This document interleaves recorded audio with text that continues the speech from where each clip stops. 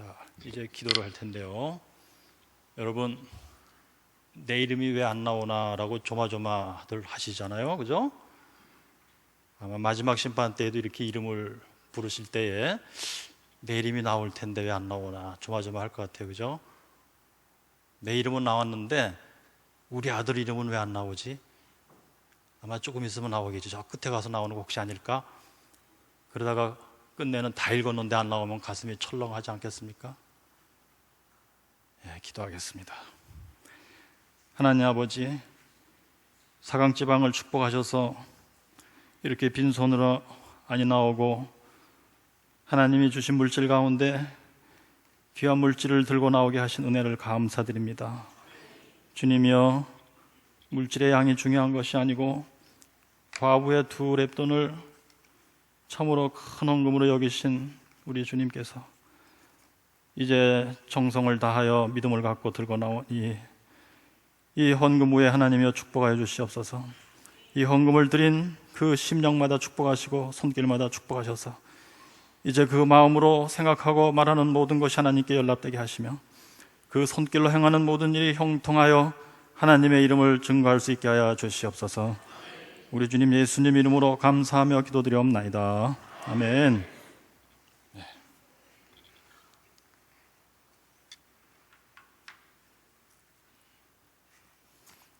말씀을 전가하겠습니다.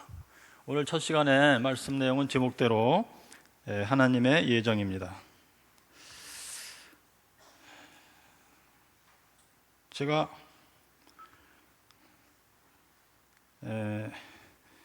지금도 참 연로하신 분들 앞에서는 저는 아직도 어린아이입니다만 어느덧 저도 이제 1년만 있으면 은퇴하는 그런 나이가 되었습니다. 대학에서는 65세에 은퇴하거든요. 그러니까 이제 산수를 빨리빨리 해보시면 제가 나이가 몇인지 아실 겁니다. 그렇게 많이 살지는 못했습니다. 근데 제가 젊었을 때 몰랐던 것들을 이 근래에 오면서 알게 되는 것들이 몇 가지가 있습니다.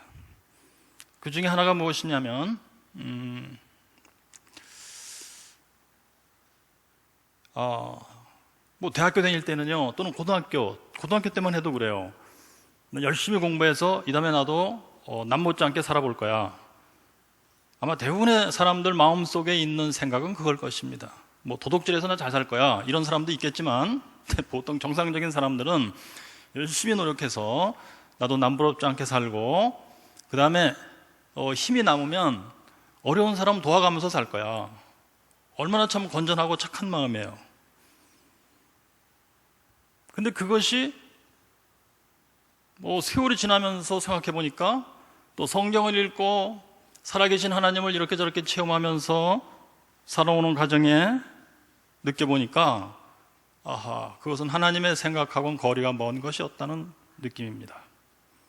예수님 말씀에 마태복음에 먹고 마시는 것으로 걱정하지 말아라.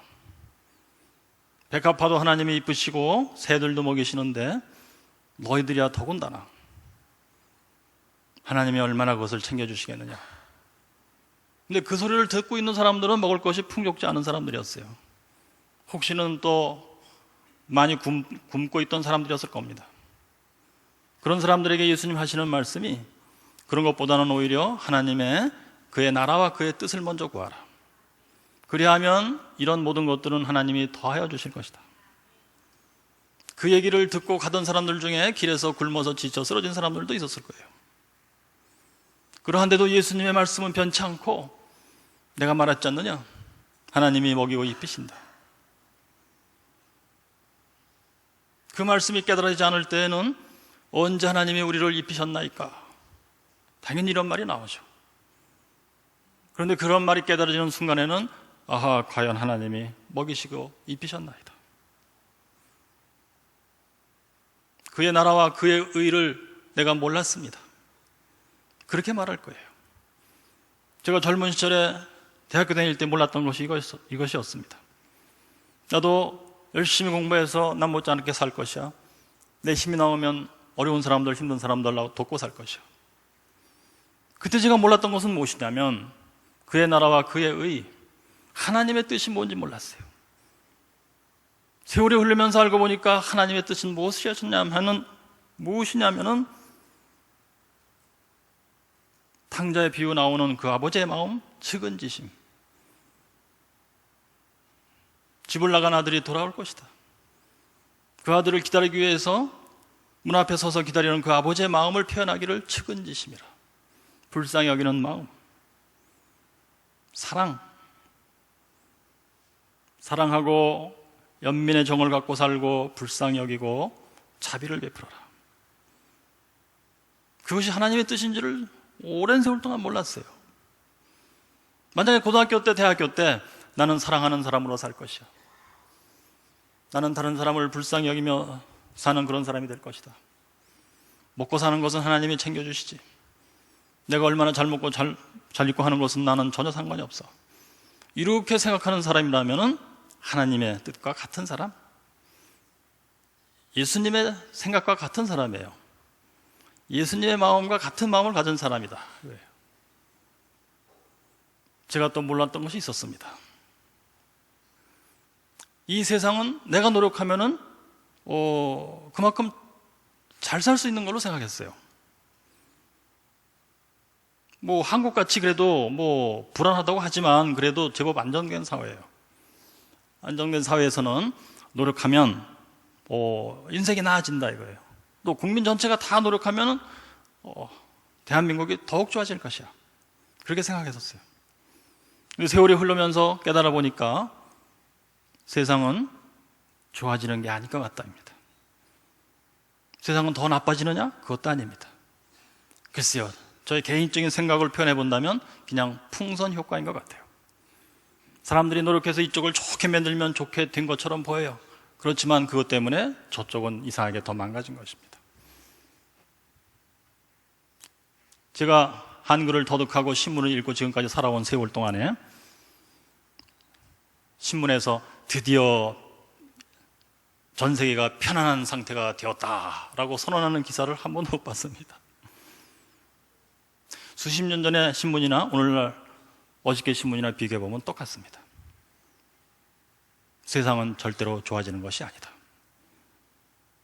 단지 풍선 효과일 뿐이다. 이런 것들을 제가 몰랐어요. 그렇다면 이런 것들이 무엇이냐? 성경하고 비교해보니까 성경 말씀하고 별로 안 틀리는 것 같다 이것입니다. 그렇다면 하나님의 생각도 그런 것이고 하나님이 행하시는 일도 그런 것이고 예수님의 말씀을 거기에 비춰보니까 예수님의 말씀이 바로 그것이었구나, 그런 생각이 드는 것입니다. 그래서 오늘 봉독한 말씀을 가지고 조금 제가 이 성경의 뜻을 좀 제가 공부하고 알게 된 대로 또 체험하면서 알게 된 대로 설명을 드리고자 합니다. 오늘 봉독한 말씀이요, 로마서 8장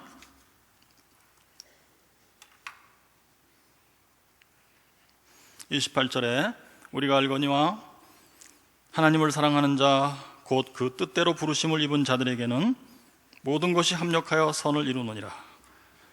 여기 우리가 알거니와 이 표현이 굉장히 중요한 말씀이에요. 로마서에서는 우리가 알거니와 이 표현이 나오는 데가 몇 군데 있어요. 그래서 제가 공부해 보니까요, 이제 학자들이 열심히 이제 연구하고 이제 알아낸 사실이 있어요. 초대교회 때, 즉 예수님이 승천하시고 AD 30년에요 승천하시죠. 그리고 사도행전 2장에 보니까 마가 다락방에서 성령이 임하시면서 이 사람들이 성령을 받고 성령 세례를 받고 그 전에 없던 어떤 능력의 일들이 시작됐어요. 즉 교회가 시작된 겁니다. 교회가 발생한 거예요. 베드로가 복음을 증거하면 예컨대 사람들이 그걸 듣고 회개하며 믿으며 구원받으며 하는 일들이 시작됐어요. 그게 초대교회의 시작입니다. AD 30년에 시작되죠. 자, 그러면 로마서가 쓰여진 때가 언제냐 하면은 AD 한 56, 57년 복음방이에요. 그러니까 이제 교회가 30년에 시작되고 뭐 한 30여 년 정도 지난, 한 세대 정도 지났을 때예요. 요때 사람들이 많이 예수를 믿게 됐겠죠. 여기저기 교회도 생기고 이제 이들이 모여서 주일마다 예배도 드리며 예배 드릴 때마다 하나님의 진리를 가르치는 거예요. 하나씩 하나씩. 그 진리는 뭐냐 하면 절대로 포기할 수 없는 진리. 그것을 안 믿으면 기독교인이 아니에요. 그것은 우리가 굶어도 믿어야 되고 밥을 먹어도 믿어야 돼요.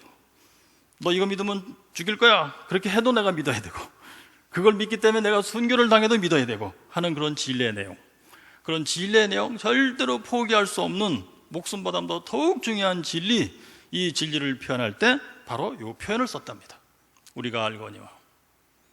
우리가 알거니와, 그것은 뭐냐면 하나님이 알려주셔서 우리가 알게 된 이 진리, 절대로 포기할 수 없는 이 진리, 목숨을 내걸고 지켜야 되는 이 진리, 그것을 표현할 때 우리가 알거니와 이랬답니다.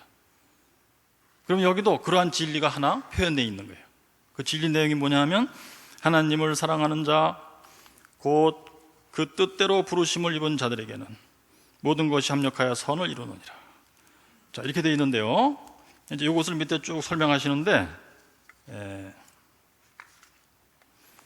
29절에 하나님이 미리 아신 자들로 또한 하나님의 형상을, 하나님의 아들의 형상을 본받게 하기 위하여 미리 정하셨으니, 미리 정하셨으니, 제가 아까 동그라미 쳤는데 한 군데 빼놨어요.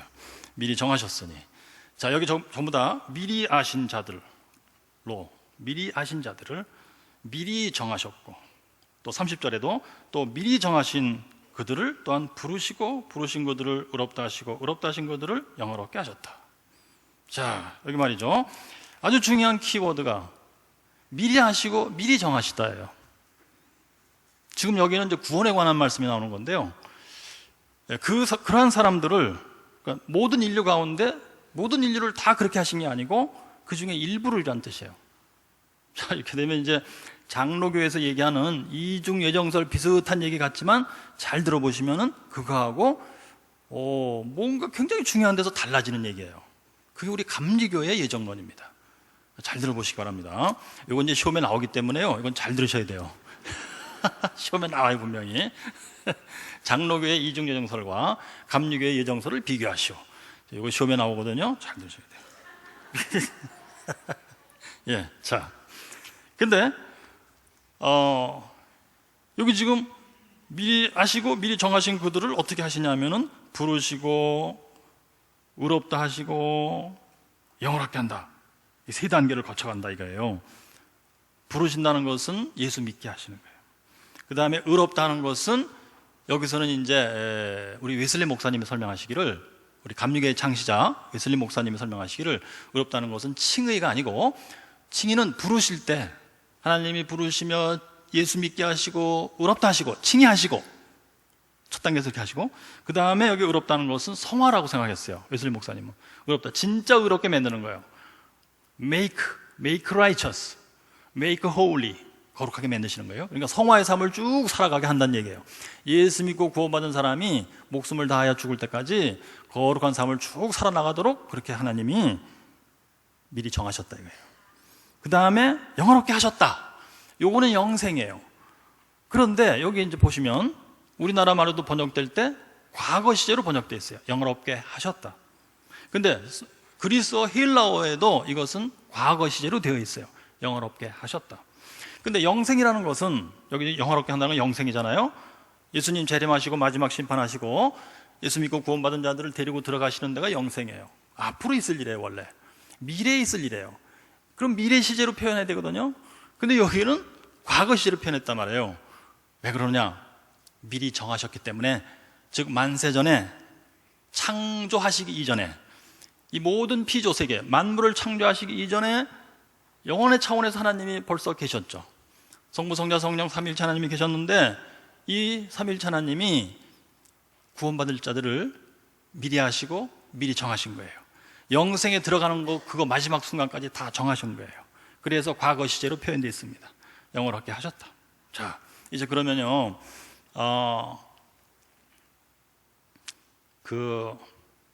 어떤 사람들이 여기에 해당되느냐 이거예요. 자, 중요한 문제가 이겁니다. 어떤 사람들이 여기에 해당되느냐 이거예요. 했을 때 장로교에서는 하나님이 일방적으로 택하신 사람들이 거기에 해당돼요. 하나님이 일방적으로. 그래서 그것을 무조건적 선택이라고 불러요. 자, 이거 중요한 말이니까 시험에 나오겠죠? 무조건적 선택, 영어로 하면 unconditional election이라고 불러요. 이거는 좀 어려운 영어 같지만 이게 어렵지 않은 거예요. 일렉션은 뭐냐면은 구원하기로 결정했다는 뜻이에요. 선택하였다. 구원하기로 결정하였다. 구원받지 못할 사람들에 대해서 해당되는 얘기가 아니에요. 그런 사람들은 일렉션이라고 안 부르고 유기라고 불러요. 버렸다. reprobation, 버렸다. 그런데 여기에 회공사가 unconditional이 붙어요. 무조건적. 그 뜻은 뭐냐? 조건을 묻지 않는다는 얘기예요, 하나님이. 그러니까 이제 전체 인류가 여기 있다고 치십시다. 자, 창조 이전에도 하나님 머릿속에는 하나님은 전지하시니까 이 세상에 태어날 모든 인류를 하나님은 전지 안에서 다 알고 계신 거예요. 아주 세부적으로 다 알고 계신 거예요. 그 사람의 얼굴까지, 그 사람의 뭐 생김새도 어느 나라 사람 뭐 이름도 다 알고 계신 거예요. 그 중에서 하나님이 무조건 너 구원받고, 너 구원받고, 너 구원받고 이렇게 택하신다는 거예요. 일렉션.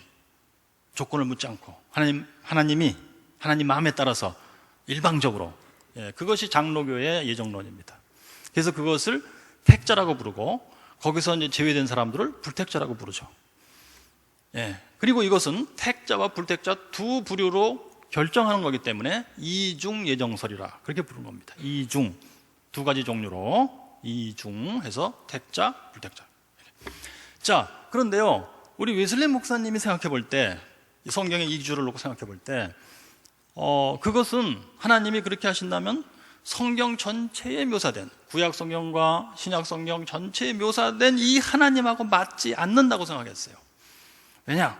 성경 전체에 설명된 그 하나님은, 성경 전체에서 말씀하시는 그 하나님은 그렇게 무자비한 하나님이 아니시다예요. 택자를 정해놓고 구원받게 하시는 데 있어서는 문제가 없어요. 웨슬리 목사님도 하나님이 일방적으로 그렇게 구원하기로 택하셨다. 뭐 좋은 일이지. 하나님이 택하셔갖고 구원 받기로 된 사람들은 이 세상에 태어나면은 당연히 예수 믿고 믿음에 따라서 죄를 짓지 않으려고 힘쓰며 거룩하게 살려고 했으며 하나님을 사랑하고 어려운 사람들을 정성껏 힘써 도우며 그렇게 사는 사람들이에요. 그게 나쁠 게 뭐가 있겠어요? 하나님이 무조건적으로 택했다 하는 데 대해서 웨슬리 목사님은 전혀 문제를 걸지 않았습니다. 하나님이 참으로 우리에게 자비 베푸셨다, 좋은 일을 하신다, 감사하다 했습니다. 그러나 하나님이 불택자로 정한 사람들의 경우는 뭐냐 이거예요. 불택자로 정해진 사람들은 어이없이 당한 거예요. 하나님이 그냥 지나쳐 버린 거예요. 이선희 앞을 그냥 지나쳐 버린 거예요. 그래서 하나님 나는 그랬더니 너는 불택자야 이렇게 버리신 거예요. 하나님 왜요? 이렇게 해도 대답도 없어요. 나는 네가 싫어 이런 식이에요. 그러면 이 사람 이렇게 결정된 사람들은 세상에 태어나면 당연히 예수를 안 믿게 되는 거예요. 내가 예수 믿고 싶어도 안 되는 거예요. 우리 엄마 아빠는 예수 잘 믿으시는데 나도 그렇게 잘 믿으려 하지만 하나님이 나를 불택자로 정하셨다면 아무 소용이 없는 거예요. 심지어 두 번째 종류, 교회 잘 다니고 열심히 다니고 나는 있는 힘을 다해서 열심히 교회 생활을 했다고 쳤는데 나중에 가보니까 하나님 명단에는 너는 이선이 불택자야 이렇게 돼 있단 말이에요. 그럼 뭐예요 이게 도대체? 이러신 하나님은 무자비한 하나님이요, 그야말로 참 냉혈의 하나님이요, 정의롭지도 않은 하나님이요, 사랑도 없으신 하나님이다. 그렇다면 성경에 하나님은 사랑이시다, 정의로우시다, 하나님은 자비하시다, 측은지심을 가지신다, 죄짓고 집 나간 나의 아들이 돌아오기를 문 앞에서 늘 기다리시는 그런 하나님이다 이렇게 써 있는데 이런 하나님과 안 맞는다 이거예요. 그래서 무조건적으로 불택자를 정하셨다고 하는 이 항목에 대해서 웨슬리 목사님은 거부한 겁니다. 성경이 하나님과 안 맞다 이런 이유로. 자, 그러면서 우리 웨슬리 목사님이 대신 이 성경을 자세히 읽고 보니까 내놓은 대답은 무엇이냐면 단어 하나만 바꿨어요. unconditional election, 무조건적 선택에서 조건적 선택이다라고 설명한 겁니다. 그러니까 하나님은 무조건적으로 택자 불택자를 정하시는 게 아니고 조건을 걸어놓고 결정하시는 거예요. 그럼 그 조건이 뭐냐 하면 조건은 단 한 가지예요. 믿음이에요. 자, 그래서 예수를 믿는 사람은 구원을 받을 것이요, 예수를 믿지 않는 자는 구원을 받지 못할 것이다. 이것이 조건이에요. 하나님이 만서전에 창조 세계를 만드시기 전에도 정해놓으신 불변의 원칙, 불변의 조건, 불변의 원리예요. 구원의 원리. 그렇다면 모든 인류 가운데서 누구든지 뭐 그 사람이 돈이 있든 없든 공부를 많이 했든 적게 했든 남자가 여자고 머리가 좋든 나쁘든 다 상관없고 이 조건에 따라서 믿으면 구원이다, 이 조건에 맞는 사람은, 즉 믿는 사람은 하나님이 약속하신 대로 다 택자로 정하시는 거예요. 믿지 않는다. 믿지 않는 사람은 다 이 원리에 따라서 믿지 않으면 구원을 받지 못하리라. 여기에 해당되는 사람으로 하나님이 결정하시는 거예요. 자, 그러면은 이제 질문이 생기지 않습니까? 하나님이 이 피조 세계를 만드시기도 전에 하셨다는데, 우리 각 인생들을 만드시기도 전에, 내가 어머니 뱃속에서 조성되어서 이 세상에 태어나기도 전에 이런 일들이 다 결정되어 버렸다는데, 어떻게 해서 그렇게 된 것일까요? 어떻게 해서? 하나님은 도대체 무슨 능력이 있어서 이것을 하실 수 있었던 걸까요? 궁금하시죠? 궁금하세요? 예. 제가 물 좀 먹고 가겠습니다. 죄송합니다.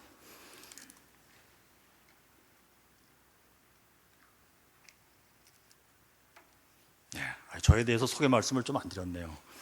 제가 그러니까 96년부터 부흥사거든요. 95년도에 이제 1년 동안 간증을 하고 다니고, 왜냐하면 저희 집사람이 8년 동안 못 고치는 병을 앓다가 마지막 단계에서는 파킨슨병 선언이 났었어요. 그런데 이게 기적같이 신유의 역사로 병 고침을 받았어요. 아마 이번 집회 기간 동안에 지 간증을 아마 하게 될 거예요. 그 순서가 있을 거예요. 그래서 95년도 1년 동안 제가 이걸 간증하고 돌아다니고 96년도 1월 달부터 부흥사가 된 겁니다. 그때 제 나이가 몇 살이었냐면요, 43살이었네요 96년도에 43살이니까 제가 몇 년도에 태어났는지 계산이 빨리빨리 되시죠? 조금 어려운 계산입니다. 그래가지고 제가 부흥사가 아니라 10년이 넘었어요. 그런데 초기에는 제가 물을 안 먹고 했었어요. 그 말씀 드리려고 그래요. 지금은 물을 안 먹으면 안 돼요. 이게 아마 이게 결국 저도 겉모양만 이렇지 속은 다 이게 정상입니다. 건강검진 받아보면 달력 나이 63세, 실제 몸의 나이 63세, 그렇게 나옵니다. 근데 제 얼굴을 딱 보시면은 저 사람은 45인가 봐. 몇 년 전엔 그랬어요. 지금은 아닐 것 같아요. 저 사람은 60 넘어 보인다. 맞습니다. 뭐 집안 얘기 말씀드려서 죄송합니다만, 거기다가 더군다나 2달 전에 5월 달에 저희 큰아들이, 제가 아들이 둘인데요, 큰아이가 34살, 한의대 나오고 한의사 개원해서 잘하고 있었거든요. 근데 밤중에 고속도로에서 운전하다가 혼자 사고를 내고, 아마 졸음운전, 과속운전이었나 봐요. 혼자 사고를 내고 혼자 현장에서 사망을 했어요. 인간적으로는 제가 인생에서 경험해 본 어려운 일 가운데 제일 어려운 일이었는데요, 그런 일을 겪고 나니까 학생들이 그래요. 교수님의 얼굴은 슬퍼 보입니다. 그런데도 하나님의 위로가 그 영혼에 충만해 보입니다. 감사한 말씀이에요. 아무튼 이번 집회 때에 이런 하나님의 놀라운 그 계획과 역사들에 대해서 말씀을 좀 드려보려고 그래요. 근데 지금 오늘 제가 설명드리려고 애를 쓰고 있는 이 말씀은 구원에 관한 말씀이에요. 자, 구원에 관한 말씀도 하나님은 만세전에 모든 인류를 미리 다 알고 계시다예요. 왜 그럴까요? 자, 하나님은, 제가 조금 전에 제가 던졌던 질문이 그거죠. 하나님은 도대체 무슨 능력이 있으셔갖고 이 피조 세계를 만들기 전에도, 모든 인간을 한 사람이라도 만들기 전에도 이미 너는 믿을 거니까 내가 구원받을 사람으로 결정하고, 너는 믿지 않을 것이니까 너는 구원받지 못한 사람으로 미리 알고 미리 정하였다, 결정하였다, 이렇게 하시는 건가요? 하나님은 도대체 무엇이 있기 때문에? 한마디로 대답은 전지입니다. 하나님은 전지하시다 이거예요. 모든 걸 다 하시는데, 공간적으로 지금 현재 모든 걸 다 하실 뿐만 아니고 시간적으로도 저쪽 끝에서부터 저쪽 끝에, 영원 끝이 있다면 영원 끝에서부터 영원 저쪽 끝까지 다 전체를 다 하시는 거예요. 그것도 하나님의 눈은 저 맨 위에 있어요. 그래서 한순간에 다 하시는 거예요. 우리는 어떤 일이 일어나면은 보고 알잖아요. 계란이 이렇게 상우에 있으면 상우에 있나 보다 하고 알고 있어요. 그런데 이놈이 때르르 굴러갖고 누가 툭 건드려서 때르르 굴러서 똑 떨어져서 깨지면은 떨어져서 깨졌구나 하고 알고 그렇습니다. 근데 하나님은 저 위에서 한꺼번에 다 내려다보시기 때문에 달걀이 5초 전에는 상우에 있을 것이다. 5초 후에는 떼구로, 그것도 3번 굴러서 떨어져 갖고 가속도 뭐 어떻게 해가지고 똑 떨어져 갖고 탁 터질 것이다를 다 알고 계시단 말이에요. 이게 전지예요. 하나님은 전지하시기 때문에 이것은 또한 시간적인 차원에서 우리 인간식으로 얘기하면은 미리 하신다 이거예요. 지금 방금 얘기 들었죠? 머리가 예리하신 분들은 벌써 여기서 모순을 딱 느끼실 거예요. 이렇게 대학교식으로 하면 안 되는데 원래, 그죠? 아까 목사님께서 저한테 주의를 주시더라고요. 교수님 여기는 조금 시골이기 때문에 그래서 저는 사강지방이 수원 서울인 줄 알았어요. 근데 제가 이제 여기 숙소에 있는데 게스트하우스요. 창문을 열었더니 시골에 시원한 바람이 샥 불어오더라고요. 할렐루야, 아멘. 시골의 시원한 바람 기분으로 설명을 드리겠습니다. 여러분, 하나님은 한순간에 모든 것을 다 내려다보고 계신 거예요. 그런데 우리 인간의 입장에서 볼 때는 아직도 일어나기 전의 일들을 하나님은 알고 계신 거예요. 그래서 그것을 우리 인간의 입장에서는 미리 아신다라고 표현한 거예요. 한자말로 예지라고 표현해요. 그래서 하나님은 각 인생들이 믿을 건지 안 믿을 건지 미리 아신다 이거예요. 자, 그런데 아주 중요한 게 있어요. 지금 설명드리는 건 진짜 중요하니까 진짜 잘 들으셔야 돼요. 하나님이 미리 아신다는 것은 그 사람의 운명을 결정하는 게 아닙니다. 하나님도 무슨 일이 일어나기 때문에 아시는 겁니다. 달걀이 때리고 굴러 떨어지기 때문에 하나님은 떨어져서 깨지는 것을 아시는 겁니다. 즉 하나님도, 전지하신 하나님 입장에서도 하나님의 눈은 저 위에 있어요. 지금요, 달걀이 지금 상위에 있지만 떼구로 굴러서 떨어지는 것을 하나님은 영적으로 다 보고 계신 거예요. 중요한 것은 달걀이 떨어졌을 때 하나님도 달걀이 떨어졌다를 아시는 겁니다. 우리 사람들이 나는 예수 믿을래요 라고 대답을 할 때 하나님은 아시는 겁니다. 내가 너를 믿는 자로 알겠다. 또 다른 사람은 나는 예수를 믿지 않겠습니다 하고 대답할 때 하나님은 아시는 거예요. 내가 너를 믿지 않는 자로 알겠다. 그렇다면 나는 믿을래요? 나는 믿지 않을래요? 하고 대답을 선택하는 것은 각 사람의 몫입니다. 하나님이 결정해주는 운명이 아닙니다. 여러분, 이것을 잘 아셔야 돼요. 이것이 바로 웨슬리 목사님의 예정론의 핵심입니다.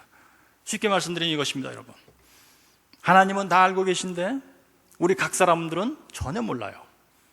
앞으로 어떤 일이 일어날지 전혀 몰라요. 내가 지금까지는 예수를 믿어온 사람으로 살아왔기 때문에 저는 알아요. 지금까지 저의 모습을 알아요. 나는 예수 믿는 사람은 살았다. 그러나 다음 순간은 어떻게 될지 아무도 모릅니다. 저 자신도 모릅니다. 오직 하나님만 알고 계십니다. 그런데 하나님은 그 사실을 저한테 말씀해 주지 않습니다. 이게 굉장히 중요합니다. 여러분 상상해 보세요. 제가 지금까지 예수를 잘 믿어왔는데 조금 아까 말씀드린 대로 2달 전에 저희 큰아이가, 멀쩡하던 큰아이가 새벽에 운전하다가 한순간에 하나님 나라로 가버렸어요. 그때 이거 뭐 자세히 말씀드리면 안 될 것 같아요. 그죠? 또 이 가운데는 또 그런 일들을 당하신 분들이 또한 계실 수 있기 때문에 이것은 너무너무 가슴 찢어지는 얘기라서 함부로 얘기할 수가 없는 것 같더라고요. 자, 그런데 여러분, 그런 일을 당했을 때 나는 더 이상 예수 안 믿어 이제, 이런 사람들이 세상에 얼마나 많습니까? 또 반대로 어떤 사람은 그런 일을 당하면 당할수록 오히려 하나님이 나를 사랑하시는 줄 내가 이제 알겠나이다. 하나님, 제가 하나님을 진심으로 사랑합니다. 이런 사람도 또한 많이 있어요. 그러니 내가 그 중에 이쪽 길로 갈 사람인지 저쪽 길로 갈 사람인지 본인 자신이 모르는 겁니다. 단지 우리가 할 수 있는 일은 무엇이냐? 매 순간마다 하나님, 나는 하나님을 사랑해요. 하나님, 내가 하나님을 믿습니다. 매 순간 나는 믿습니다를 대답을 해야 된다는 사실이에요. 그럴 때 하나님은 그것을 들으시면서 아시는 거예요. 전지하신 하나님이. 그런데 하나님은 전지하기 때문에 내가 이 세상에 조성되어 나오기도 전에도, 만세 전이라고 그러죠. 창조가 이루어지기 전에도 하나님은 전지 안에서 다 알고 계시다는 사실입니다. 그러므로 그분은 하나님이신 거예요. 하나님은 다 알고 계신데 저한테 절대로 얘기를 안 해주세요. 자, 그래서 하나님은 오히려 저한테 묻습니다. 모든 사람에게 묻습니다. 너는 예수 믿겠느냐 안 믿겠느냐 했을 때 만세 전에 모든 인간이 하나님 앞에서 다 매 순간마다 하나님, 나는 예수를 믿겠습니다. 주여, 나는 주님을 사랑합니다. 믿습니다. 매 순간 이렇게 대답하는 거예요. 그 사람이 일생이 한 80 된다고 칩시다. 80 갈 거예요, 앞으로. 그런데 이 80년이라고 하는 이 세월은 전지하신 하나님들 앞에서는 0.1초도 아닌 거예요. 하나님은 0.1초, 0.00001초라는 그 기간 동안에 일어난 일을 다 전지의 능력으로 보고 계신 거죠. 미리 하시는 거예요, 이것이요. 그러면서 거기서 원칙에 따라 너는 믿으니 믿는 자는 구원이요 믿지 않는 자는 멸망이다 라는 원칙에 따라서 너는 믿으니 내가 너를 구원하마 라고 미리 정하시는 겁니다. 이게 예정입니다. 또 어떤 사람은 처음부터 끝까지 난 안 믿을래요 했기 때문에 너는 믿지 않으면 멸망이다, 너는 구원받지 못하는 사람으로 내가 정하마, 이렇게 되시는 거예요. 어떤 사람은 또 처음에 예수 잘 믿는 것처럼 잘 나가다가 인생에서 어떤 일 당하고 나는 이제부터 예수 안 믿어, 이렇게 할 사람으로 하나님은 다 알고 계시기 때문에, 전반부에는 잘 믿었지만 후반부에 안 믿는 것으로 알고 계시기 때문에 그런 경우에는 믿지 않는 자는 멸망에 처한다, 거기에 해당돼요. 이게 감리교의 교리입니다. 앞에서 잘 믿었어도 후반부에 가서 믿음을 포기하면은 그것은 영벌이다, 이렇게 되어 있어요. 이게 굉장히 중요한 것입니다. 장로교에서는 이 얘기를 듣고 감리교에는 믿음이 없어, 감리교는 구원의 확신이 없어 라고 욕을 많이 했거든요. 중요한 건 이거예요. 우리 마음에 드는 얘기냐 아니냐가 아니고 성경에서 하나님이 뭘 말씀하셨냐가 중요한 것이죠. 성경에서는 분명히 요거는 이제 몇 시간 뒤에, 아마 여기 순서 보면 나와요. 몇 시간 뒤에 말씀드릴 겁니다. 이거 굉장히 중요하니까 반드시 나와서 좀 들으셔야 돼요.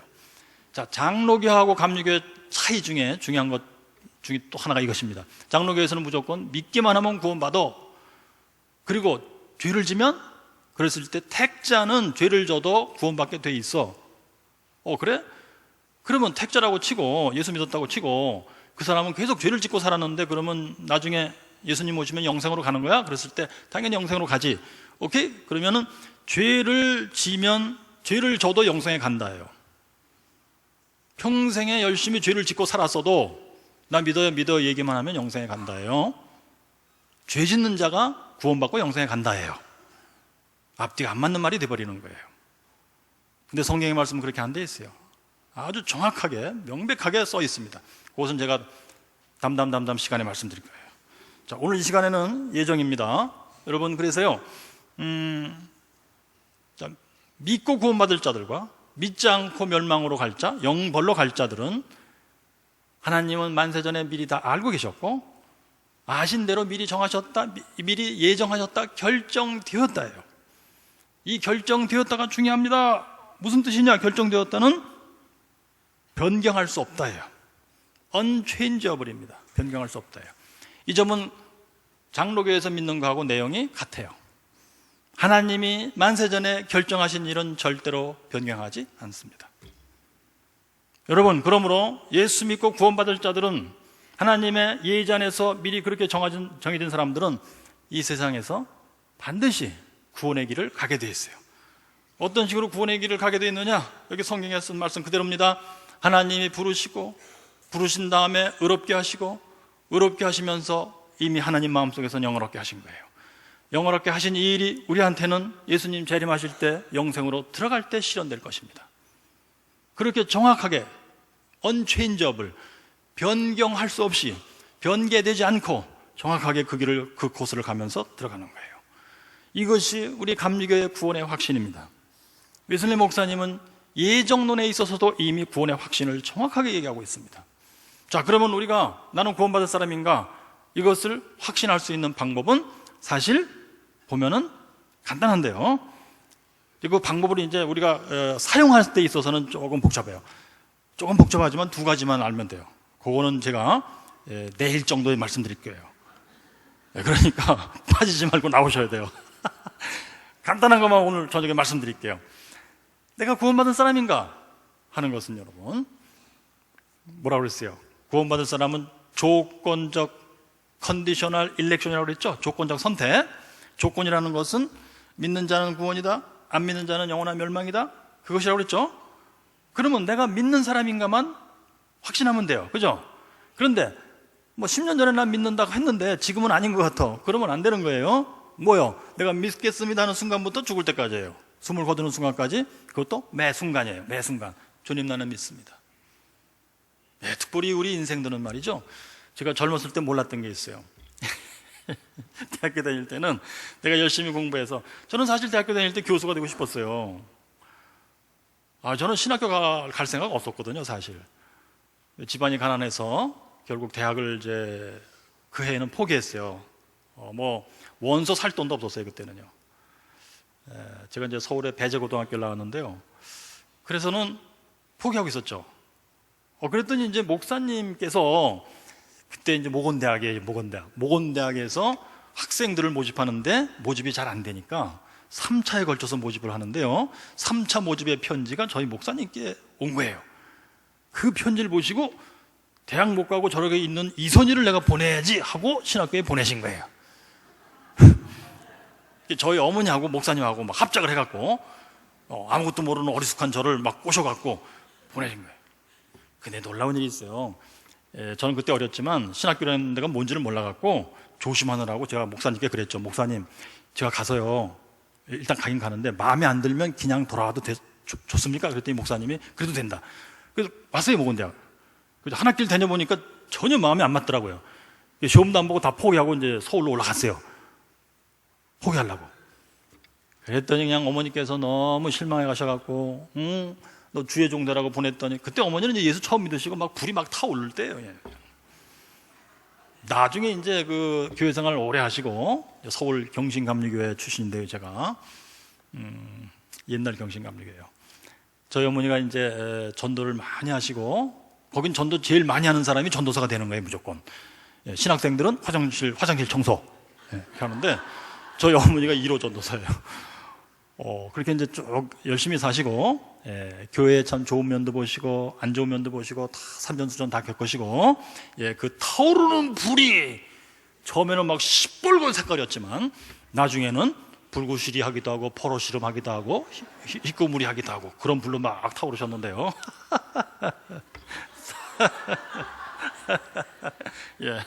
저 혼자 재밌나요? 아무튼 좋습니다. 그때는 막 아무것도 모르고 저희 어머니도 그냥 막 그렇게 보내셔갖고 제가 이제 할 수 없이 이제 신학교 갔거든요. 그래서 저는 이제 포기하고 왔어요. 그래서 난 뭐 다시 공부하고 난 일반 대학 가야지. 그러고 있는데요. 하나님이 예정하신 일을 이루시는 방법을 하나만 먼저 소개해드리겠어요. 지금까지 얘기한 거는 구원에 관한 얘기예요. 그런데 여기에서 우리의 구원 말고 일반적인 삶이 있잖아요. 나는 어떤 부모님 밑에서 태어난다. 나는 어떤 여자를 만나서 결혼한다. 나는 자식을 이런 자식을 낳는다. 그 자식 중에 첫째는 교통사고 나서 죽는다. 뭐 이런 식의 내용들이 다 예정돼 있단 말이에요. 이것을 하나님이 어떻게 운영하시는지, 이건 구원의 문제가 아니고요, 일상적인 삶에 있어서의 예정이에요. 자, 구원에 있어서의 예정과 일상적인 삶에 있어서 예정, 이 두 가지가 있습니다. 이것이 우리의 인생을 결정짓고 있는 것입니다. 거대한 무엇입니다. 자, 그런데 이제 구원에 관해서 조금 설명해 드리고 있는데 얘기가 나왔으니까 먼저 일상적인 삶에 있어서의 예정을 좀 말씀드리려고 그래요. 저의 예정은 무엇이냐? 저는 신학대학에 들어가서 신학대학을 졸업하고 신학 박사가 돼서 신학대학 교수가 돼서 신학생들을 가르치는 것이 저의 예정입니다. 그런 가운데 이선희는 집사람이 독일 유학 같이 가갖고 병명도 모르는 병을 앓고 박사 공부 포기하고, 저희 집사람 박사 공부 포기하게 돼요. 8년 동안 못 고치는 병으로 고생하다가 막판에 가서 파킨슨병 걸려갖고 6개월 동안 못 고친 파킨슨병 약 먹다가 신유의 역사로 기적같이 병이 나갔고 그 남편 이선희는 이걸 전도하고 증거하고 간증하고 다니다가 부흥사가 되리라. 그게 저의 예정입니다. 자, 근데 하나님께서 이 예정, 만세전에 이렇게 예정하신 일을 실현해 나가기 위해서 어떻게 역사하시는지 말씀드리려고 하는데요. 간단한 원칙은 이겁니다. 그 사람의 수준에 맞게 역사하신다예요. 각 사람의 수준에 맞게 역사하신다. 그럼 제가 대학교 그만두고 왔을 때 저희 수준은, 그때 이제 저희 집사람을 벌써 알고 1학년 1학기 때 벌써 연애를 시작한 상태거든요. 이거 자체가 벌써 하나님의 예정이고 역사예요. 이선이 저놈 자식 신학교 관두고 도망갈 거다. 그때 내가 네 코를 꿰마. 이 여학생을 가지고 네 코를 내가 꿰마. 이런 식이었어요. 자, 그래서 저는 이제 신학교를 안 가기로 결심을 하고 이제 집에 와서 열심히 이제 대학 갈 준비 공부를 열심히 하고 있었는데요. 하루는 뭐 어머니께서 뭐 역사를 많이 했죠. 성경을 한번 통독하라. 그래서 성경은 제가 한번 통독하겠습니다만 신학교는 다시는 보내지 마세요. 그리고 제가 성경을 통독했죠. 그때는 위에서 아래로 써 있는 성경이었는데요. 이렇게 읽으면은 이 고개가 이상해요.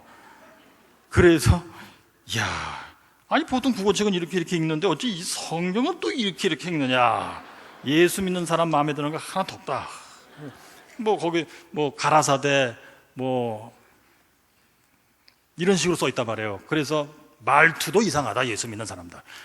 그래서 구약을 그때 제가 처음으로 진짜 읽어봤어요. 그런데 같은 얘기가 반복되더라고요. 그게 뭐냐면 열왕기 상하, 역대기 상하예요. 그때 제가 처음 그걸 알았어요. 같은 얘기가 반복된다는 사실을. 근데 그걸 알고서 그때 느낌이 뭐냐면 예수 믿는 사람들은 머리가 나쁘다. 한 얘기 또 하는구나.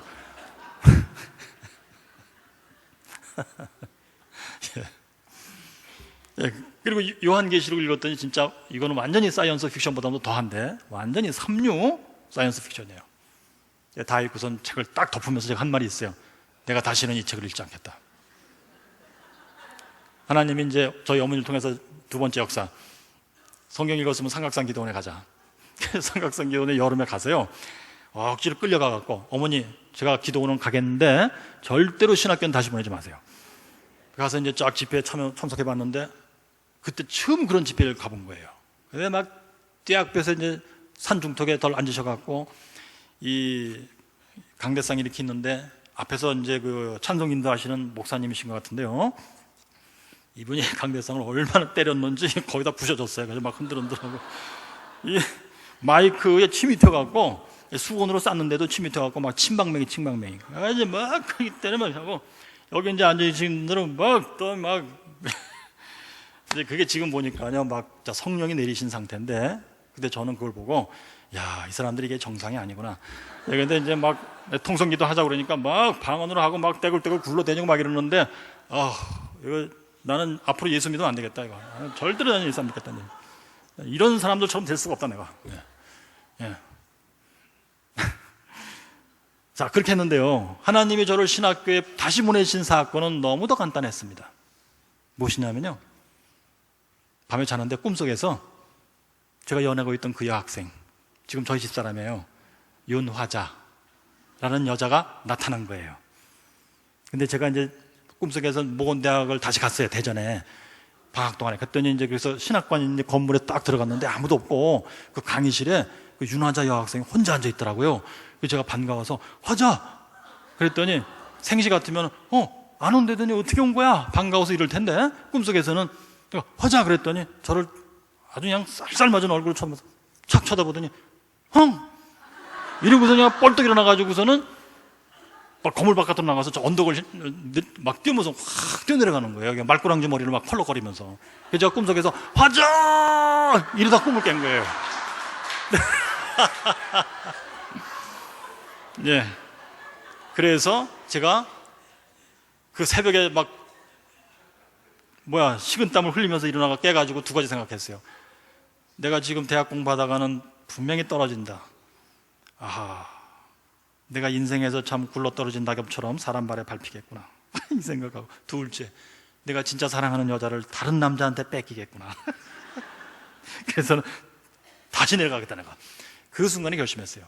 자, 여러분, 이것이 바로 예정하시는 하나님이요, 예정하시는 길로 우리를 인도하시는 하나님의 역사입니다. 여러분, 우스우신가요? 하나님의 예정하신 대로 하나님을 인도하시는데요, 하나님의 그 역사는 제가 이 나이까지 살아보니까 산 넘어 산입니다. 우스운 일도 있지만 여러분, 진짜 우리 가슴을 참 좆뜯게 하는 역사들이요, 우리의 무릎이 힘을 다 잃고 흔들거리는 역사들이요, 참으로 해도 해도 너무한 역사들을 하나님은 쭉 우리 눈앞에 전개해 가시면서 우리를 예정하신 길로 인도하시는데요. 그 목표는 무엇이냐? 하나님이 우리 마음속에 깨닫게 하시는 그 목표는 무엇이냐? 한마디로 내가 너를 진정으로 사랑한다, 이것입니다. 내가 너를 진정으로 사랑한다, 이거예요. 이것을 깨닫게 하시면서 하나님이 나를 진정으로 사랑하시는구나 하는 깨닫는 순간, 진짜 깨닫는 순간 내가 인생에서 처음으로 이 하나님을 진짜로 사랑하게 되는 것입니다. 이것이 우리가 이 지구에 태어난 목적입니다, 여러분. 하나님이 우리를 이 지구에 태어나게 하신 목적이 그거예요. 하나님, 내가 너를 사랑한다 하는 것을 깨닫게 하시고, 그것 때문에 내가 하나님을 진정 사랑합니다. 하나님을 진정 사랑해야 내 이웃 사람에 대해서도 나 자신을 낮추며 겸손해지고 친절해지며 온유해지고 양보하며 다정하고 부드러우며 내 영혼의 말로 형용할 수 없는 부드러움이 생겼다, 이렇게 된답니다. 이게 존 웨슬리 목사님이 하신 말씀, 즉 성령의 증거라는 현상입니다, 여러분. 예수 믿을 때 우리에게 생기는 성령의 증거, 로마서 8장 16절에 성령님이 나의 영과 더불어 내가 하나님의 자녀라고 증거하신다 하는 그 증거를 받은 사람의 현상이랍니다. 이것이 바로 우리 인생의 목적이에요. 하나님의 예정하신 목표점이 바로 이것입니다. 내가 너를 사랑한다, 이거예요. 너도 나를 사랑해라, 이거예요. 여러분, 그런데요, 참 이상하게도 왜 하나님은 우리 사람의 입장에서 볼 때는 이렇게 산 넘어 산의 길로 인도하실까요? 여러분, 그러지 않아도 아까 찬송가 부를 때 나왔어요. 이미요, 뭐라고 되어 있습니까? 예? 가사를 잊어버렸네요. 골짜기라도 주님이 인도하시는 대로 내가 한 걸음 한 걸음 따라가겠습니다. 여러분, 어떻게 상상하십니까? 이 사방이 막 골짜기, 뭐 가시덤불이 막 엄청난데 주님이 인도하시는 것은 참으로 참 신통하게도 인도하시는 대로만 따라가면 그냥 뭐 길도 평안하고 그야말로 가시 하나 안 찔리고, 그러면서 말이지 재미있게 막 간다. 야, 신난다, 진짜 재밌다. 이런 거 상상하시나요? 가시덤불 골짜기랄지라도 주님이 인도하시는 대로 따라갑니다. 그 가사가 내용이 그거잖아요. 가면서 가시에 찢기고 바위에 걸려서 자빠지고 무릎 깨지고, 그것이 주님이 인도하시는 방식이랍니다. 그런데 한 걸음 한 걸음 주님이 가신 대로 내가 따라가겠습니다, 예요.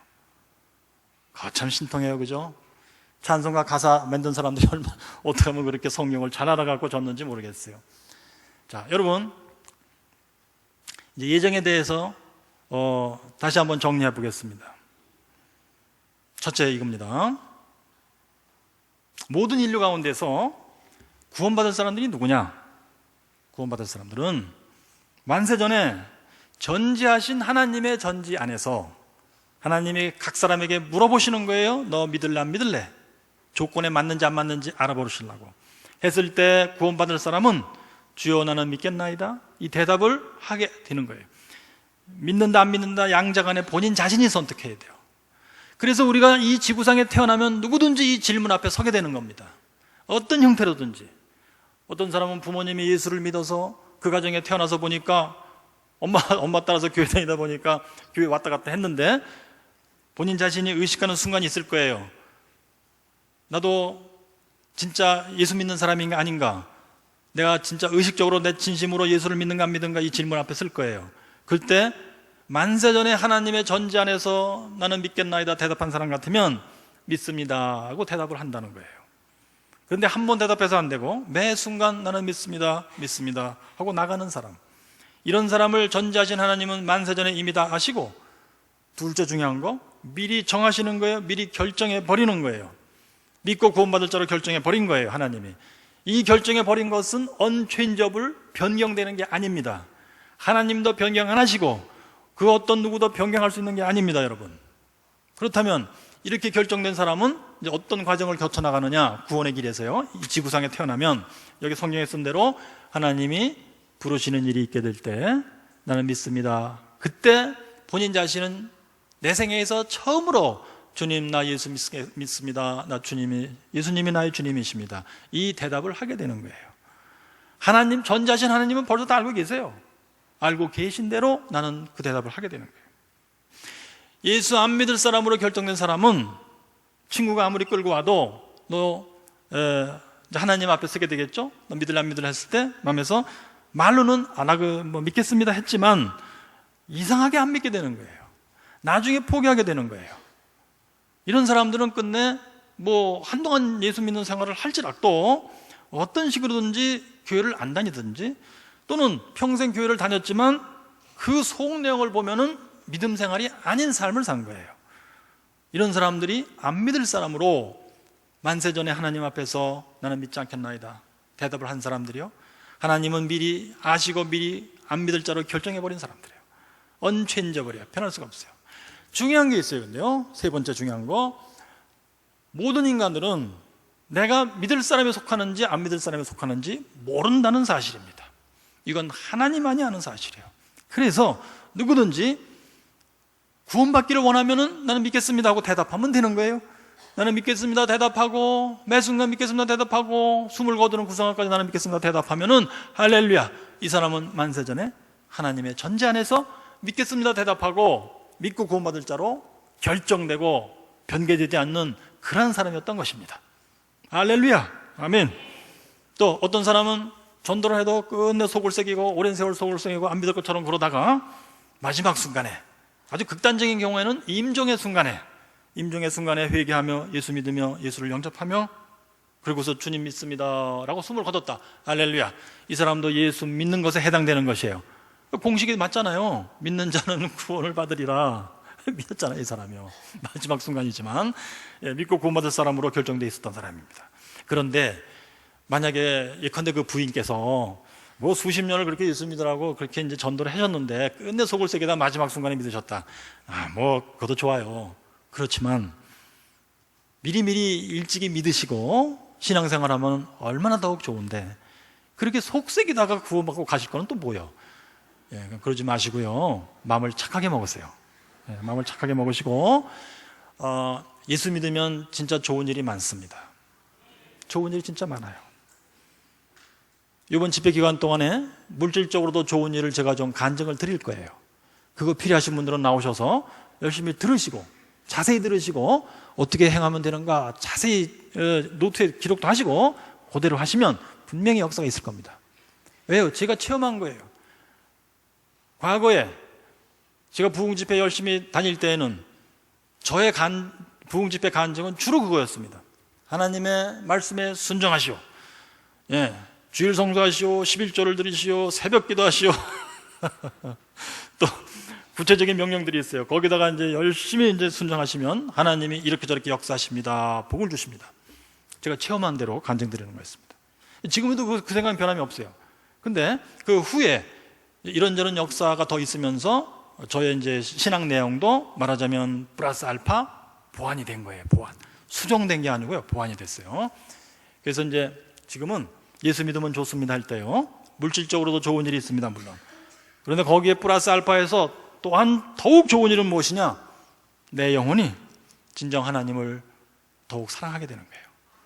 하나님이 나를 이토록 사랑한다는 것을 가면 갈수록 깨닫고 진정 하나님을 사랑하게 되는 거예요.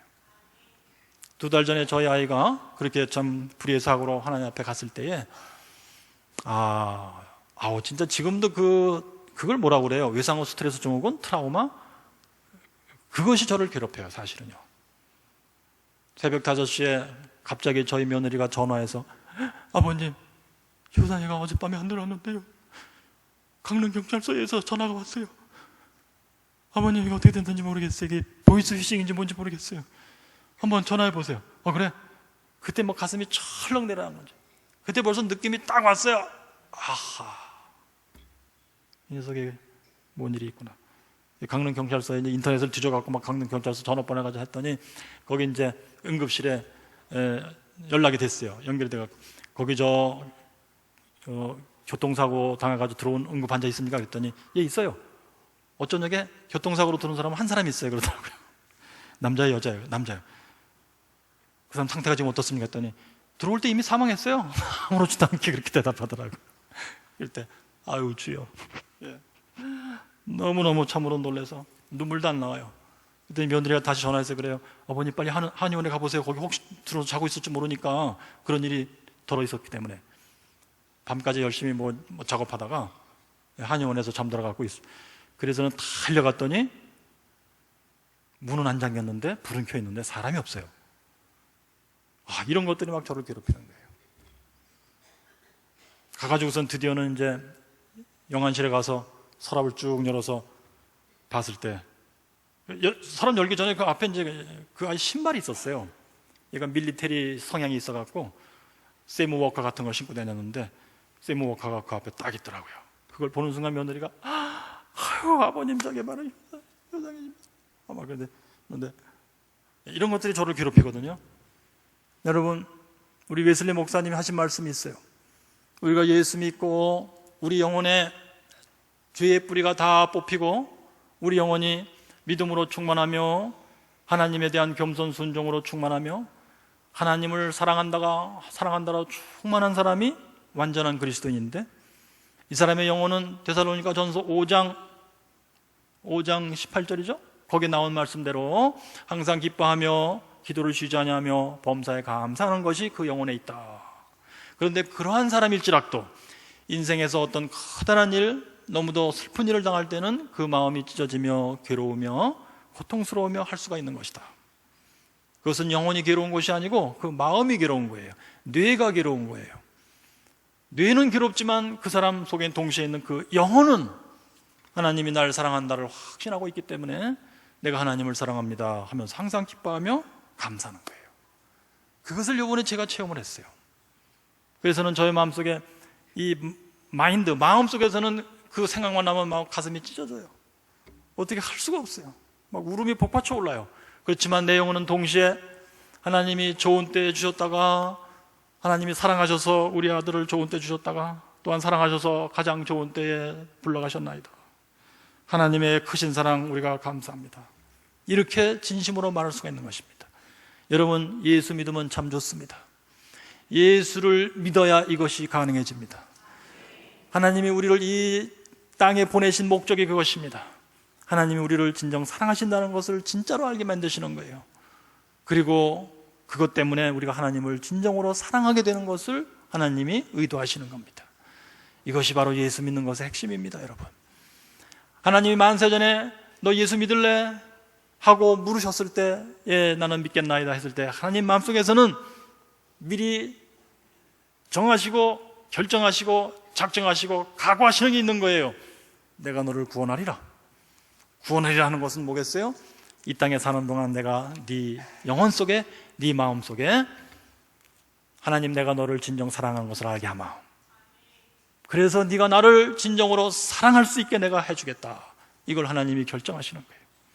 근데 여러분들이 인생을 예수도 믿으시면서 살아와 보셨잖아요, 지금까지요. 여러분들의 인생이 어떠십니까, 여러분? 오늘 우리가 찬송 부르는 것과 똑같아요. 가시밭길 험한 계곡으로 우리를 인도하십니다. 주님이 우리를 인도하시고 앞장서 나가십니다. 그럴 때 우리가 한 걸음 한 걸음 이 주님을 따라 나갑니다. 그런 방식으로 하나님의 사랑을 깨닫게 하신다예요. 여러분, 그러니 이 지구상에서 사는 동안에 예수를 믿든 안 믿든 우리 인생은 그거에 바로 세월이 흐를수록 나이를 먹을수록 산 넘어 산이에요. 동서고금을 막론하고 인종을 막론하고 다 똑같아요. 예수를 안 믿는 사람들은 안 믿는 대로 인생을 살 수밖에 없습니다. 그런 산 넘어 산의 인생을 살면서 마음속에 머릿속에 갖가지 생각이 다 들어오죠. 만약에 지금 저희 집안 사정을 말씀드려서 죄송합니다만 그런 일을 당하셨을 때 예수 믿지 않는 사람들의 생각은 어떠십니까, 여러분? 좋게 생각해도 이래요. 다 지 운명이지. 제가 자전거를 좋아해서요. 자전거 탄 지가 한 18년 돼요. 제가 이제 단골로 다니는 우리 자전거 샵의 사장님이 저랑 나이가 비슷하세요. 근데 한 7, 8년 전에 그 둘째 아들이 자가용을 몰고 이제 시내에 나갔다가 집에 들어오는데 아파트 주차장 있잖아요. 거기서 차를 세우려고 이제 싹 들어왔는데 여기 주차장 기둥이 있었어요. 그 바로 옆에 차를 세우고 문을 열고 내리려고 했는데 이게 이제 그 오토매틱이에요. 그러니까 기아가 이제 자동으로 되는 거예요. 이것을 정지에다 안 놨나 봐요, 아마. 그러니까 문을 열고 몸을 상체를 뺀 순간에 자동차가 스르륵 하고 앞으로 움직인 거예요. 그래서는 차 문하고 자동차하고 이 기둥에 갇혀갖고 꽉 꼈어요. 나올 수가 없죠. 숨이 막혀갖고 뇌에 산소 공급이 안 된 상태에서 몇 분이 지나간 거예요. 뇌가 망가졌어요. 그래서 뇌에 연수하고 뇌에 간이래나요? 이 두 가지만 살아있고 나머지는 다 망가진 거예요. 근데 뇌에서 이 두 가지만 살아있으면은 호흡도 하고 심장도 뛰고 해서 이 기본적인 생체 현상은 유지가 되는 겁니다. 그게 식물인간이래요. 그 상태로 7, 8년을 오고 있어요. 그 사장님의 심경을 제가 오랫동안 이해를 못했어요. 저는 그랬죠. 사장님 얼마나 힘드세요? 말로만 그렇게 했어요. 제가 이제 일을 일당하는 그분의 심경이 어떤지 조금은 이해가 될 것 같아요. 그분은 예수를 믿지 않는 분이에요. 그분도 한때는 우울증에 시달리면서 너무너무 이 자전거 샵에서 일하다가도 막 길에 앉아서는 막 담배를 피면서 막 얼굴이 펄개지면서 그냥 막 씩씩거리고 흐느끼고 막 이러는 순간도 있었어요. 그래서 제가 가끔씩 그분을 참 위로하면서 밥도 참 같이 사 먹고 하면서 위로를 해드리는데 그분 하시는 말씀이 그래요. 다 지 운명이지 그래요. 다 지 운명이지. 예수 안 믿으시는 분들은 그렇게 해석하는 거예요. 또 좀 더 나쁘게 해석하면 어떻게 될까요? 그분 입에서 튀어나오는 말이 있었어요. 걔 때문에 1년에 2천만 원이 나가요. 그러니까 병원에 지금 두고 있거든요. 그래서 요양병원 비슷한데 2천만 원이 나가요. 그러면서 괴로워하세요. 자, 조금 더 안 좋은 상태로 생각해 볼까요? 만약에 참 30대에 멀쩡하던 아들이 죽었다고 칩시다. 예수 믿지 않는 사람들은 이럽니다. 며느리가 잘못 들어와서, 며느리 기가 세서, 또는 재수가 없어서, 또는 야, 니들 요새 부부싸움 했냐? 걔가 밤중에 왜 그렇게 고속도로에 나갔대냐? 부부싸움 했지? 이렇게 나갑니다. 여러분, 그러나 예수 믿는 사람들은 그렇지 않습니다. 더군다나 하나님의 예정을 확실하는 사람들은 그렇지 않습니다. 하나님의 예정을 확실하는 사람들은 이렇습니다. 하나님은 근본적으로 우리에 대해서 측은지심을 가지신 분이요, 사랑하시는 분이요, 우리에 대해서 연민의 정을 가지시고, 하나님 내가 너를 사랑한다는 것을 알게 하마, 그리고 네가 나를 사랑하도록 내가 만들겠다, 이러신 분인데, 이것을 오직 믿겠느냐 안 믿겠느냐 이 조건 하나를 가지고 행하시는 분이세요. 그리고 믿겠습니다 라고 내 영혼에서 하나님 나는 믿겠습니다라는 것을 내가 택하고 하나님께 말씀만 드리면 그때부터 하나님은 다 책임지시는 거예요. 내가 너를 믿음의 길로 인도하마, 가시길 계곡의 길로 인도할지라도 그 길을 가면 갈수록 너는 하나님이 너를 사랑한다는 것을 깨닫게 될 것이다. 하나님의 은혜 때문에, 하나님이 그렇게 역사해 주시기 때문에 그렇게 될 것이다. 그렇게 안 사람들은 내 인생에서 일어나는 모든 일이 내가 어떤 부모에서 태어난다는 것을 내가 결정합니까? 아니에요. 하나님이 살아계시고 전능하시고 전지하시고 모든 것을 통치하시고 주관하시는 하나님이신데, 창조하시는 뿐만 아니고 섭리하는 것도 다 하나님이 하시는 건데, 각 인생이 부모 없이 태어난 사람 없죠. 어떤 부모에서 태어날지 하나님이 결정해 주시는 거예요. 이 사람이 뭐 부잣집에서 태어나든 가난한 집에서 태어나든 다 하나님이 결정하시고 운영하시는 거예요. 이 사람이 나중에 누구를 만나서 결혼하고 어떻게 살 거 다 하나님이 알아서 결정해 주시는 거예요. 심지어는 여러분, 제가 이렇게 생긴 것도 제가 결정한 바가 없어요. 제가 결정했다면 이런 모양으로 제가 결정했겠어요? 이렇게 대추씨처럼? 저도 이게 대추씨처럼 생긴 거 별로 안 좋아요. 위아래로 뾰족해요. 제가 저 자신의 얼굴을 결정할 수 있었다면 저는 이렇게 안 합니다. 근데 하나님이 이렇게 결정해 놓으시고 하시는 말씀이 무엇인지 여러분 이미 벌써 다 이제 알고 계시겠죠? 내가 너를 사랑해서 가장 좋은 것으로 만들어 주었다.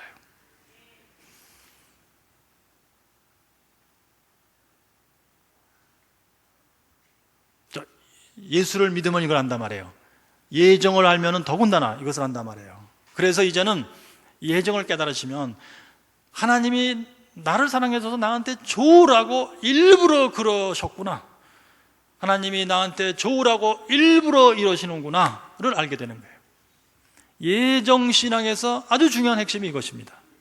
결국 나 자신에게 하나님이 왜 이렇게 하는가? 이 질문을 하게 돼 있는데요, 그 대답은 그거예요. 아, 하나님이 나한테 좋으라고 일부러 그러시는구나. 네. 그래서요,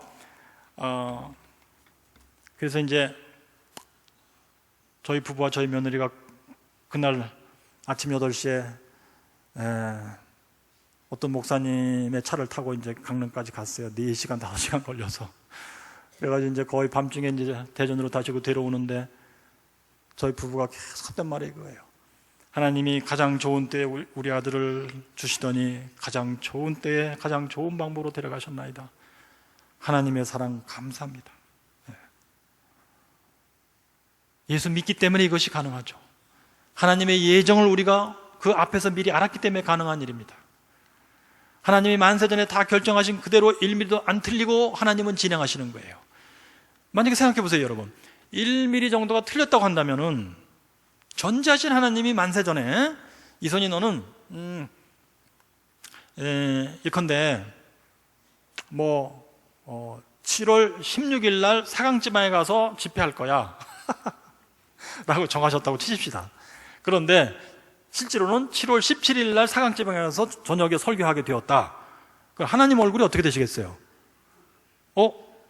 나는 16일인 줄 하나님이 이렇게 열어보시고 16일로 적혀 있는데 이게 만세 전에 결정하고 적은 거야. 근데 이선희 너 지금 17일 날 갔어? 이거 어떻게 된 거지? 자, 이러시면 하나님이 아니시겠죠. 그렇다면 여기서 굉장히 중요한 게 나옵니다. 하나님은 만세 전에 결정하신 그대로 1mm도 안 틀리게 집행하신다예요. 놀라운 일입니다. 제가 지금 이게 수건을 들었어요. 하나님의 예정에 있는 일일까요? 하나님 모르셨을까요? 하나님이 모르시는 일이 없어요. 하나님은 미리 다 아셨습니다.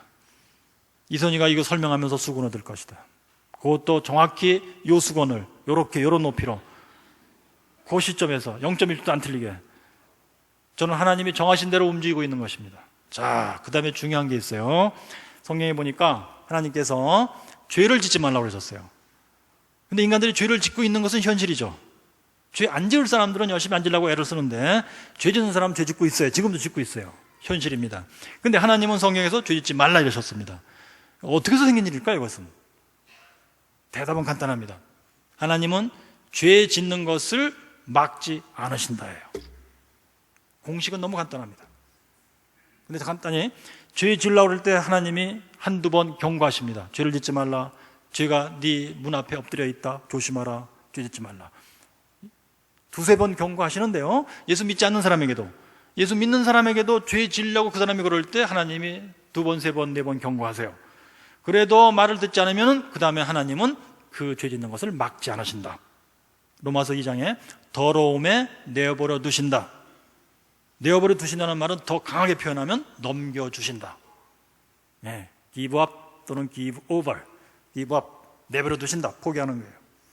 근데 이거는 이제 우리가 신학적으로 표현할 때는 permission이라고 표현해요. 허용한다. 죄 질라고 할 때 하나님은 허용하신다. 허용한다는 건 좋은 뜻으로요. 그래, 죄 질래? 아, 그래, 져봐. 이런 뜻이 아니고요. 죄 질려면 져라. 책임은 네가 지고. 이 뜻입니다. 하나님은 죄 짓는 것을 막지 않으신다는 이 중요한 원칙을 이해하셔야 됩니다. 즉, 그래서요, 우리 인생에서 일어나는 모든 일 가운데 크게 두 종류가 있는데 죄 짓는 일과 죄 짓지 않는 일이에요. 죄 짓지 않는 일 가운데 특별히 하나님께 순종하면 의로운 일, 거룩한 일들이에요. 또 죄 짓는 일, 더럽고 악한 일들이 이렇게 두 종류로 돼 있어요. 있는데 죄 짓지 않는 일들, 거룩한 일들, 의로운 일들은 하나님이 정하신 그대로 1mm도 안 틀리고 그대로 일어나고, 더군다나 중요한 거, 내 힘으로 이건 하는 게 아니고 하나님이 은혜를 주셔서, 하나님이 도우셔서, 하나님이 이끌고 가시면서 일어나는 일들이에요. 자, 그런데 죄 짓는 일은 하나님이 퍼미션, 질려면 져, 책임은 네가 지고 이렇게 하시고 내버려 두시고 넘겨주시고 이렇게 하심으로 지가 알아서 짓는 거예요. 죄는 지가 알아서 짓고 지가 책임져야 되는 거예요. 지가 벌을 받아야 돼요. 그런데 이것을 양자간에 죄 짓는 일이나 죄 안 되는 일이나 하나님은 만세전에 미리 다 알고 계신 거예요. 전지하시니까 알고 계신데 1mm라도 틀리게 일어나면 하나님의 전지에 문제가 생기니까 양쪽 다 하나님이 알고 계신 대로 1mm도 안 틀리게 일어나고 있는 것입니다. 자, 이것이 바로 예정하시는 하나님의 모습입니다. 그런데 여러분, 지금 구원의 문제에 있어서도 내가 믿고 구원받을 사람인가? 이걸 100% 확실히 아는 인간은 아무도 없어요. 단지 저 같으면 지금까지 내가 예수를 믿고 왔고 믿음을 지키려고 애를 쓰고 힘쓰고 하나님 날 도와주세요 기도하고 이렇게 해왔으니까 저는 마음속에 확신이 있어요. 나는 만세전에 하나님 앞에서 나는 믿겠습니다 대답하고 하나님이 미리 아시고 너는 믿고 구원받을 자라고 미리 정해준 사람이야. 자, 이것을 제가 확실히 아는 이유는 두 가지가 있는데요. 그거는 이제 며칠 뒤에 말씀드리겠어요. 즉 성령의 증거, 로마서 8장 16절, 성령이 나의 영과 더불어 내가 하나님의 자녀라고 증거하신다. 성령의 증거 첫 번째, 둘째 내 자신의 영의 증거예요. 이 두 가지가 매 순간 시퍼렇게 살아 있어야 돼요. 그러면 이것이 바로 우리 감리교에서 믿는 구원의 확신입니다. 성령의 증거, 성령님이 직접 손수 나한테 너는 하나님의 자녀야 라고 증거해 주시는 그런 아주 강렬한 느낌, 강렬한 확신, 강렬한 인상이 제 영혼에 박혀 있는 겁니다. 그리고 내 자신의 영은 뭐냐? 내가 진짜 하나님의 자녀답게 살고 있는가? 나의 언행심사가? 그것을 본인 자신이 알아요. 제가 여기서 예를 들어서 우리 영화에 이런 욕을 하면 안 되는데요, 제가 설명드리기 위해서 조금 말씀드리겠어요. 영화 보면 이런 거 있잖아요. 우리 권상우라는 배우 있잖아요. 말죽거리 잔혹사에서 우리 권상우 배우가 뭐라고 욕을 하냐면 야 이 개새끼야 이럽니다. 그분이 약간 이제 야 이 개새끼야 이렇게 했을 때 제 영이 내가 욕을 하고 있다는 걸 알까요 모를까요? 압니다. 그것이 바로 내 자신의 영의 증거의 마이너스 형태예요. 내가 만약에 반대로 내가 주님을 찬양합니다. 누가 나에게 욕을 하고 모욕할지라도 고린도전서 13장에 있는 사랑의 장처럼 내가 그 사람을 관용하며 그 사람에 대해서 내가 부드러운 마음을 가지며 내가 그 사람에게 화를 내지 아니하며 하면은 내 자신의 영이 그것을 압니다. 그것이 바로 내 자신의 영의 증거예요. 이것이 매 순간 확실하게 선명하게 있어야 돼요. 그러면 나는 만세전에 하나님이 나를 믿는 자요 구원받을 자로 결정한 사람이다 라고 확신을 매 순간 갖는 것입니다. 할렐루야, 아멘. 자, 그 다음에 우리 일상생에 있어서의 예정 같은 것도 여러분 중요한 게 이거예요. 두 가지인데, 첫째 1번, 하나님은 전지하시기 때문에 모든 인생의 갈 행로를, 일상생활에서의 행로를 미리 다 알고 계실 뿐만 아니고 이거야말로 하나님이 결정하신 일이에요. 근데 죄 짓는 일은 하나님이 결정한 게 아니에요. 본인들이 알아서 선택하고 결정하고 짓는 거예요. 그것을 하나님은 냅사 두시는 겁니다. 그리고 처벌하는 거예요. 그런데 그 이외의 일들은, 내가 어떤 부모에서 태어난다, 죄 짓는 거 아니잖아요. 내가 어떤 직업을 갖게 됐다, 죄 짓는 거 아닙니다. 내가 어떤 여자랑 결혼했다, 보통 일반적인 의미에서 이거 죄 짓는 거 아니에요. 자, 그런 일들은 다 하나님이 만세전에 하나님이 다 하시고 미리 결정하시고 정하신 대로 1mm도 안 틀리고 일어나는 일입니다. 이게 첫 번째 중요한 거예요. 이것은 언체인저블이에요. 이것도요, 변개할 수 있는 게 아닙니다. 그 다음에 둘째 중요한 거, 하나님은 사랑이시기 때문에 각 사람에게 좋으라고 이렇게 하신다예요. 각 사람한테 가장 좋으라고 그렇게 정하시고 집행하신다는 사실이 아주 중요합니다. 그래서 이제 말씀을 정리하겠습니다. 여러분, 우리가 예수를 믿으면 이 참 살아갈수록 산 넘어 산인 인생에서 아주 좋습니다. 그러므로 여러분, 지금까지 예수를 잘 믿어오신 분들은 아무리 잘 믿어도 산 넘어 산이기 때문에 낙심되고 힘들고 하지 않을 수가 없어요. 그럴 때마다 하나님의 이 예정을 기억하시기 바랍니다. 인생사가 참 너무 힘들다, 예수 믿어도 왜 일이 안 풀리나 그럴 때, 저는 그럴 때마다 되뇌이는 게 있어요. 제 마음속에서 외우는 게 있어요. 뭐냐? 하나님이 만세전에 나를 사랑하셔서 이렇게 일이 되도록 결정하신 대로 집행하시는 거구나. 나한테 좋으라고 그러신다. 나를 사랑하시는 하나님, 난 의심치 않습니다. 하나님이 나한테 좋으라고 이러시는구나. 그 말씀을, 그것은 영적인 진리예요. 그것은 의심할 필요가 없어요. 단지 지금 살고 있는 내 마음이 힘이 약해서 의심이 될 때 그런 순간들이 있을 뿐이에요. 그런데 여러분, 우리 인생에서 진행되는 이 사실의 진행들이 있잖아요. 부모에서 태어난다, 내가 누구랑 결혼한다, 나의 자녀가 어떻게 공부를 잘한다 못한다, 이건 사실들이에요. 이 사실들은 내가 바꿀 수 있는 게 사실은 아닙니다. 우리가 뭐 열심히 일을 하면은 야, 너 떨어질 뻔했는데 붙었어, 그거 아닙니다, 여러분. 수능 시험에서 점수가 근데 무슨 어디 뭐 취직 시험을 봤는데 야, 요번에 떨어지는 건데 어떻게 운이 좋아서 합격했어, 그거 아닙니다. 이번에는 합격되기로 하나님이 정하셨기 때문에 된 겁니다. 네.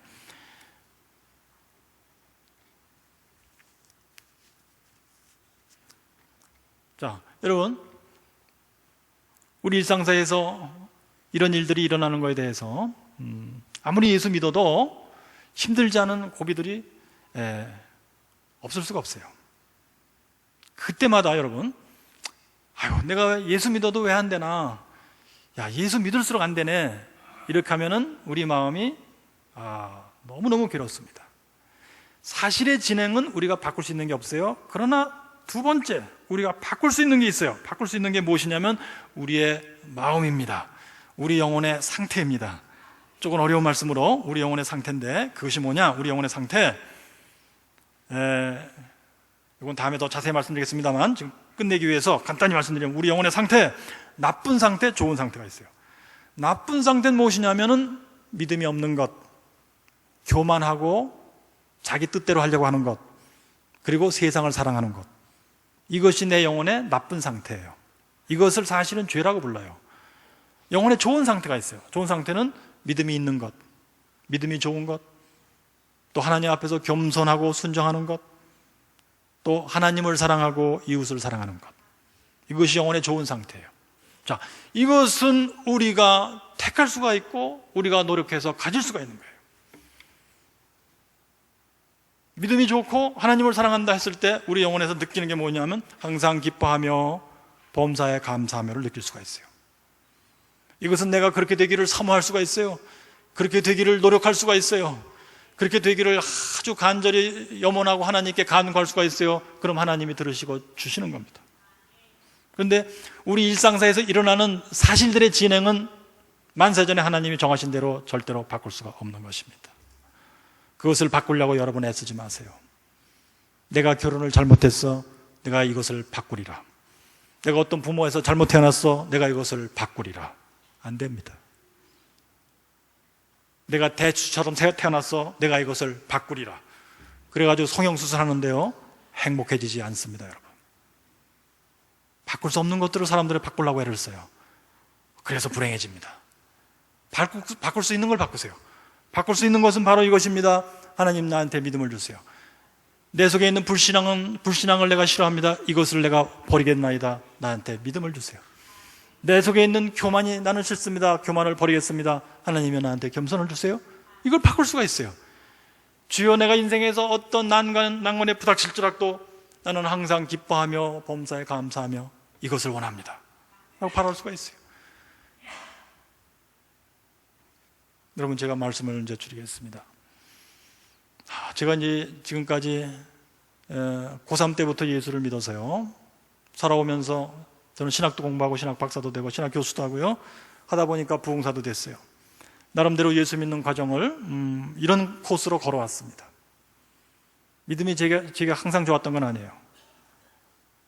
이번에 간증하면서 또 말씀이 나갈 거예요. 제가 2007년부터 2008년까지 1년 반 동안 우울증으로, 아주 심한 우울증으로 고생한 바가 있어요. 부흥사 10년 하고 우울증이 왔던 것입니다. 왜 제가 우울증을 앓게 됐고 우울증을 어떻게 해서 고치게 됐는지도 말씀드리겠습니다. 나름대로 요란뻑적지근한 신앙생활의 코스를 걸어왔습니다만, 이번에 저희 아이 사고를 당하면서 가장 큰 은혜를 받았습니다. 하나님이 우리를 이토록 사랑하신다는 놀라운 하나님의 사랑의 비밀을 조금이라도 더욱 발견했습니다. 우리가 이 인생에서 오래 사는 것이 절대로 복이 아니라는 사실을 알게 되었어요. 제가 마지막 시간에 말씀드릴 겁니다. 왜 오래 사는 것이 복이 아닌가 말씀드리겠어요. 여러분, 몇 년 전만 해도 일본에 장수촌이 있다. 장수의 비결이 뭐냐? 장수학이라는 게 있었어요. 사람이 어떻게 해서 오래 사는지를 부러워하면서 연구했다니까요. 근데 요즘에 신문에 나는 거 보세요. 일본의 장수가 일본 나라 전체에 재앙이 되었습니다. 생각해 보세요. 사람들이 얼마나 어리석은가. 성경에서는 그러니까 여러분, 장수하는 게 좋은 게 아니에요. 예수님이 30살에 일찍 돌아가신 게 재앙이 아닙니다. 거기다 다 깊은 뜻이 있어요. 여러분, 예수를 믿으시면요, 하나님의 예정을 깨달으시고 믿게 되시면 인생이 훨씬 가벼워지십니다. 여러분들이 나는 남편을 잘못 만났어, 부인을 잘못 만났어 하고 괴로워하십니까? 아닙니다. 이 문제로 제가 조금 고민해 봤습니다만, 아주 간단히 말씀드리면, 서로 결혼해서 아이를 낳았으면 하나님이 한 몸으로 엮어주신 부부입니다. 하나님이 가장 좋으라고 맺어주신 겁니다. 전능하시고 전자하시고 지혜가 충만하신 가장 높은 지혜를 가지신 하나님이 너한테 가장 좋으라고 맺어주신 겁니다. 그것이 나한테 안 좋게 느껴진다면 내 생각이 뭔가 하나님 뜻에 안 맞는 거예요. 여러분들이 지금 걸어오신 인생의 과정이 후회되십니까? 죄를 진 부부는 당연히 후회하시고 회개하시며 거기서 벗어나오시는 게 맞습니다. 그러나 지금까지 내가 인생 살아오면서 일어났던 사실들, 그것은 바꿀 수 있는 게 아니다. 저는 그렇게 생각합니다. 그거 갖고 후회하실 필요 없어요. 단지 그런 과정 중에서 내가 죄진 일이 있다면 당연히 후회하고 다시는 그러지 말자라고 각오하시면 되는 겁니다. 그러시면서 여러분들의 영혼에서 바꿀 수 있는 걸 바꾸세요. 믿음 없는 사람이 믿음을 갖는 것으로 바꿀 수가 있어요. 믿음은 하나님이 주시는데 간구하시면 주십니다. 내 영혼 속에서 교만하기 때문에 믿음 생활에서도 힘들고 일상생활에서도 힘드십니까? 집에 들어가는데 부인께서 여보 지금 왜 지금까지 어디 있다가 들어오는 거야? 그럴 때 기분 나쁘십니까? 교만해서 그래요. 그 교만을 가지고 여러분 괴로워하십니까? 그렇다면 간구하세요. 하나님, 내 속의 교만을 내가 싫어합니다. 나는 겸손해지길 원합니다. 그러면 하나님이 들으시고 당연히 바꿔주십니다. 할렐루야. 바꿀 수 있는 것은 우리 인생에서 사실들이 아니에요. 우리의 영혼을 바꿀 수가 있습니다. 여러분, 세상 사랑하느라고 여러분 인생이 고단하십니까? 거기서 벗어나기를 염원하시면 하나님께 간구하세요. 나는 세상 사랑을 싫고 이제는 버리고 하나님 사랑, 하나님이 날 사랑하는 걸 깨닫고 내가 하나님을 사랑하기를 원합니다 하고 간구하세요. 그럼 하나님이 여러분의 영혼 상태를 바꿔주십니다. 할렐루야. 아멘. 기도하겠습니다. 하나님 아버지, 감사합니다. 사도 바울을 통해서 참으로 초대교회 때의 그 진리, 목숨을 걸어도 지켜야 될 귀한 진리를 우리한테 알게 하셔서 감사합니다.